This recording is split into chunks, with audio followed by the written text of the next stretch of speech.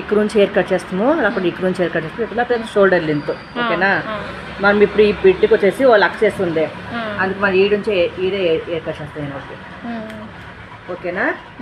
ఇది చేసేసి ఇది గైడ్ లైన్ ఇటు పెట్టేసి ఈ పక్క ఏం ఎంటుకు ఉందో దా ఎంటుకి కొంచెం చూడు ఇట్లా కోమ్ చేసుకునేసి స్లైడ్ కట్టినే రా కెమెరా.